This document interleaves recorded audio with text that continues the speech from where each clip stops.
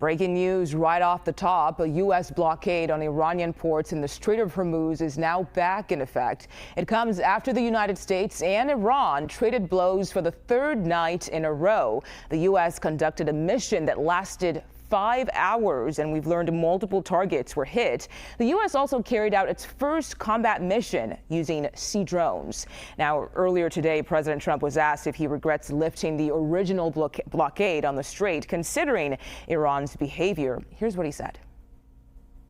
Do you have any regrets about lifting the naval blockade or giving the sanctions waivers? No, I gave them a chance. I wanted to give them a chance at making a deal. You know, we had a deal 2 days ago. It was done.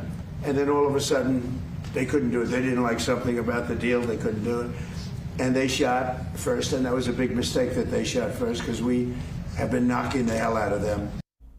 Let's bring in CBS News White House reporter Olivia Rinaldi. Olivia, good to see you. So is there still room for Iran to come back to the table, given that message from the president and the new naval blockade in effect? Well, the president certainly would still like a deal. That is the easiest way out of this conflict as it stands right now. But the U.S. is entering a new phase of this war, trying to reopen the Strait of Hormuz. That's why you're seeing the president reimpose that naval blockade that he says they took off in sort of a good faith negotiation effort with the Iranians to try to get them to the table. But now it's reimposed at this point. It just went into effect at 4 o'clock Eastern, coinciding with another round of strikes that is happening inside of Iran as we speak. They're supposed to be pretty massive strikes that are happening right now, just looking at the wires coming across our desk right now. But yeah, the president is still hopeful that there would be some type of deal. But as it stands, it seems that the U.S. is willing to ramp up at this point, just given the fact that control over the strait continues to be something that is very contested. The Iranians say they have it. The U.S. says they do not. Traffic is freely flowing. But of course, now there's a naval blockade back in place, meant to constrict the Iranians, trying to get out of this conflict in some way, fashion, or form. But it appears we are back where we were just 2 months ago. Yeah, definitely not getting out of the conflict. It doesn't seem like it. It seems like things are ramping up once again. We know the president has declared that the U.S. will now be known as the guardian of the strait, but he is walking back a decision to charge a 20% fee for ships that pass through it. What is the reason he gave for that reversal?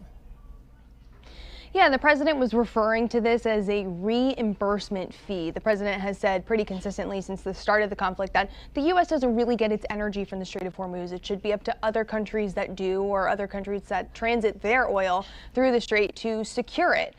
Just given the fact that we have seen that naval blockade and the U.S. Helping ships through that narrow shipping lane around the coast of Oman get through for the last 2 months, and really trying to help keep oil prices low globally. President Trump said because of that, there should be a reimbursement fee of 20% on any ships that go through the strait. Well, our Middle Eastern allies immediately got on the phone and called the president and said that that would be disastrous to the shipping industry there, just given the fact that on any cargo container ship going through the strait, that could be upwards of millions of dollars of fees that they would have to pay. So they proposed a different idea to President Trump. Take a listen to him here talking about their proposal instead of this fee that they would give the U.S. I was wondering if you could explain your changing thinking on the Strait of Hormuz, applying a 20% fee. How did you get to the decision you just announced? Yeah, so when I put that out yesterday, because we've been doing that for many, many years, it was never fair to me that we would be guarding the strait when we basically don't take anything. We don't need the oil at all. And it wasn't important for us, but it was important for allies. It was important for people that we get along with very well, including the major Gulf state countries. So I put it out yesterday. I thought it was good. I was called by different people, different countries, kings and emirs and all of the people that we all know and we all love, and they've been very strong partners. And they said, we'd love to do it a different way. We'd love to invest in the United States with billions and billions of dollars.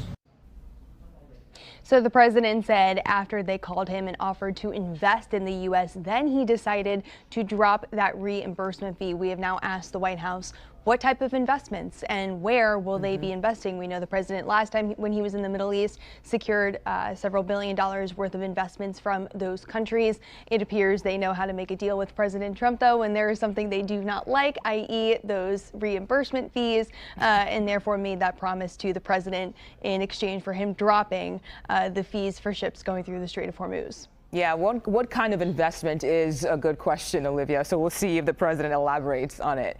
Thank you so much, Olivia Rinaldi, for your time today. Appreciate it.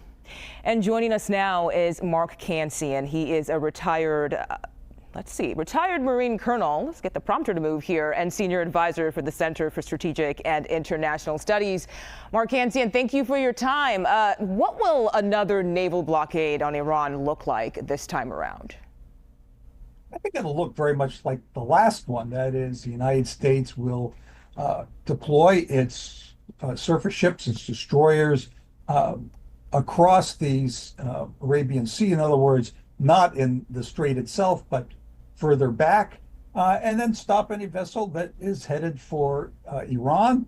It will query ships that are going and ask them to stop if they're going to Iran or coming from Iran. And if they don't, the United States has used force against those ships. I expect the same thing to happen this time.